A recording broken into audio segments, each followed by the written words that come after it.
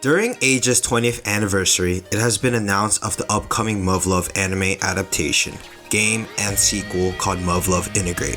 For the sake of this review, I'll be focusing on the anime itself and what my predictions are, what makes the most sense for this anime to be at the level of quality it deserves, and just how excited you should be for this new project. For those who don't know what Muv-Luv is or is confused behind the hype of the new announcement, let me break it down for you really quick. Muv-Luv is one of the most beloved visual novels of all time. It's the inspiration behind Attack on Titan, and it's the highest rated visual novel ever. It is a trilogy right now, but with Muv-Luv Integrate coming out, that will soon change. The first installment, Muv-Luv Extra, is a lighthearted stereotypical rom-com, and the second is Muv-Luv Unlimited. And while these two are great and integral for the story, what makes Muv-Luv Muv-Luv is the most recent installment, which is Muv-Luv Alternative.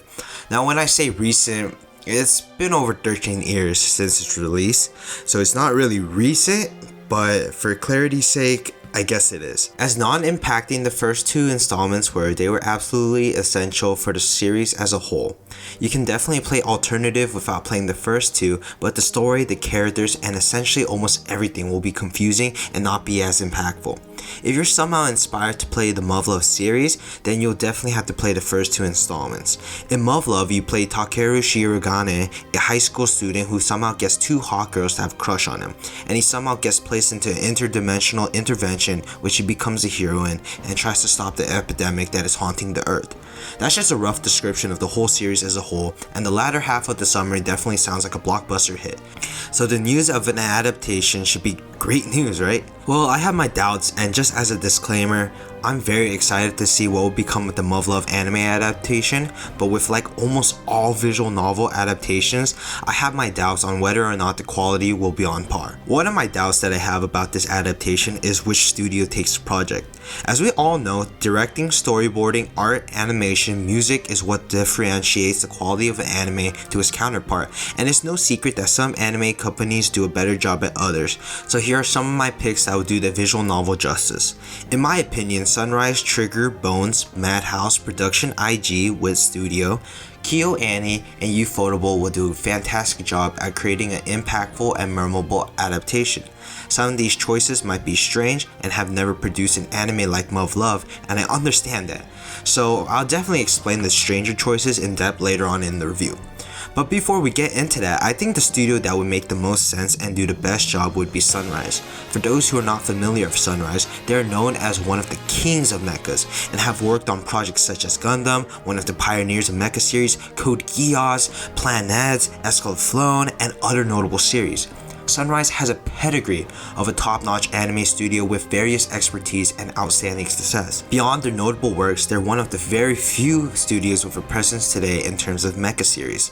Their only good contender would be Gainax because of their works in Neon Genesis Evangelion, a huge influencer of Muv-Luv, and Gurren Lagann, both labeled as essential classics. But since they're pretty much disbanded, the next best would of course be Trigger. Trigger and various other studios, namely Cloverworks and Kinema Citrus, I believe, were where Gainax staff were eventually relocated. Despite that relocation, their talent remains. You can see this with series like Kill la Kill, Darling in the Front, and SSSS Gridman, a couple of beautifully animated series, and although the last two series were questionable in terms of direction, you cannot deny the beauty of animation that was portrayed in both of these series. Like with all great visual novels, the build-up, the character development are vital. And with these next couple of studios mentioned, all that could be asked for is a proven studio known to not really mess things up. That's why Bones and Madhouse makes sense, just because of their repertoire of assets and experience with a large pool of anime. Production IG/Wit Studio makes sense to a certain degree, and although they are not the greatest fit, they will do a great job capturing the atmosphere of Muv-Luv due to their experience of creating anime that have liked Muv-Luv. Then there's Ufotable and Kyoto Animation, who might seem like strange choices, but are entirely possible choices as they both had great success with visual novel adaptations. Although Ufotable doesn't have experience with dealing with the mecha genre, after the Fate series and Demon Slayer series, I'm pretty confident that whatever they touch will be a masterpiece because of their directing and animation. So it's just basically a formula for success, honestly. Kyoto Animation would have been an excellent choice 10 years ago, namely because of Full Metal Panic and their success with Key's various visual novels. So to summarize, if I were to go down to a list of who I think would be the most successful with adaptation, it would be Sunrise, Trigger, Bones, Madhouse, Production IG, Wit Studio, KyoAni, and Ufotable. Of course, this all assumes a perfect world where the writer, Kyoki Yoshimune, even gets the studio he wants. Odds are he might just get stuck with JC staff for studio dean, and although I've been putting an emphasis on how important a studio is, it does not shadow the fact that no matter what studio is chosen, the directors and staff that are chosen are just as important as picking a studio. Associating with the right studio just means a higher chance or a proven track record towards a great adaptation, but nothing is guaranteed, especially adaptation-wise. Having a good team isn't everything though. If the initial plan from the beginning is flawed, as said before, Muv-Luv is a trilogy, and though they haven't specified what was being adapted, it's likely only the third installment will be adapted. Parts 1 and 2, named Muv-Luv Extra and Muv-Luv Unlimited respectively, might not be as good as part of the trilogy, but it's still a pivotal piece of the story. Without it, new readers, watchers will be confused going into Muv-Luv Alternative. I think a huge part of what made Muv-Luv so enjoyable was just how everything was connected and how every little detail was eventually connected to one piece to another. In order to make this adaptation remotely work, there would have to be some kind of flashback or recap episode of what happened previously.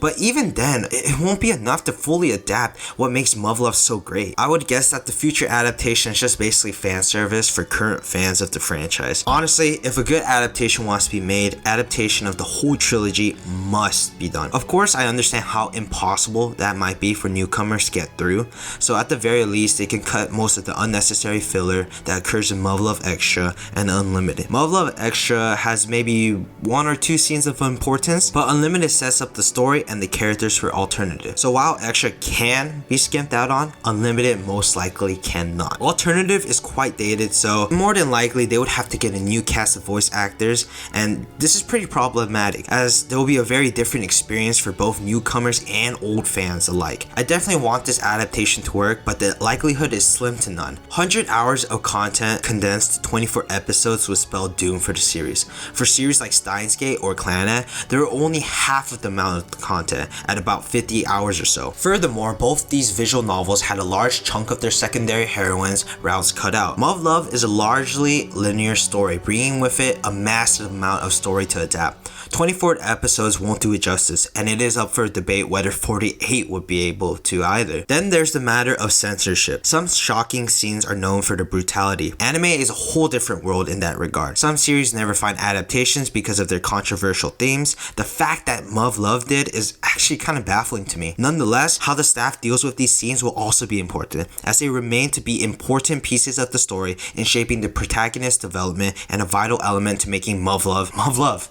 The biggest problem most studios have with adaptations would be for sure the amount of content they cut from the visual novel. Alternative has a lot of scenes that would be fine to cut from the story, but there are still a lot of scenes to go through. Other problems include being unable to elicit the same amount of emotions visual novels carry with them. Often I find many adaptations lacking in the right atmosphere and tone. For Muv-Luv Alternative, having the right atmosphere and tone would just be as important, if not more. Everything needs to go right to make this adaptation up to the audience's desires, and although demand is unrealistic, and I can only hope that whatever studio adapts this fantastic saga of a visual novel will do it justice, and not only adapt this for fan-pleasing purposes, but rather to create something meaningful and significant.